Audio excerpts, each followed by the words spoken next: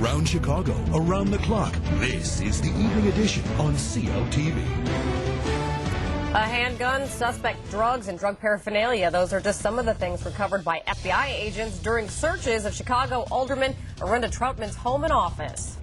Chicago police make a big break in getting the deadly fentanyl-laced heroin off the streets.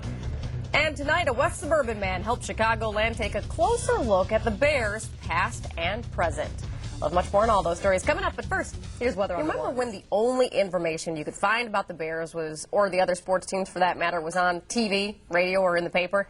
Those days are over because of the internet, of course. Here's CLTV's Jim Wagner blogging the Bears.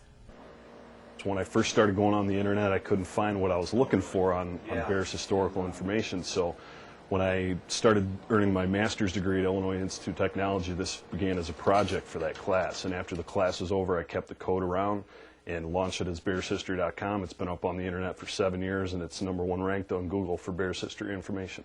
Roy Taylor grew up in West Suburban Plainfield, went to Illinois State, and then got his master's at IIT. And out of all the Bears blogs and websites on the internet, we found his to be by far the most tricked out with good information. Its site is simply BearsHistory.com, and these days Taylor runs it from his home in Yorkville.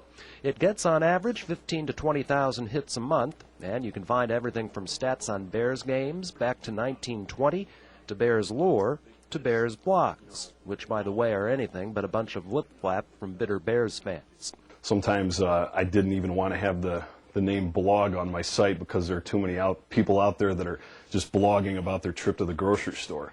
Take a look at this quarterback information on the Bears. Do you remember who quarterbacked after Bob Avellini? Mike Phipps, Vince Evans.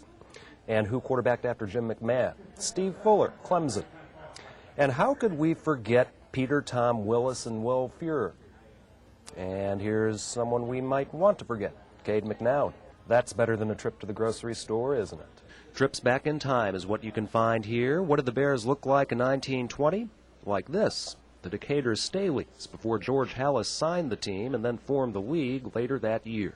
1939, like this, with rookie Sid Luckman. 1946, like this, celebrating their championship win over the New York Giants. And the people that are coming to my site are people that think they knew somebody that used to play for the Bears, or like me, they're remembering a really cool moment in the past about the Bears and can't find anywhere else. And I'm pretty proud of the fact that I have stuff up there that nowhere else on the internet has, all just out of my desire to research information about the Bears.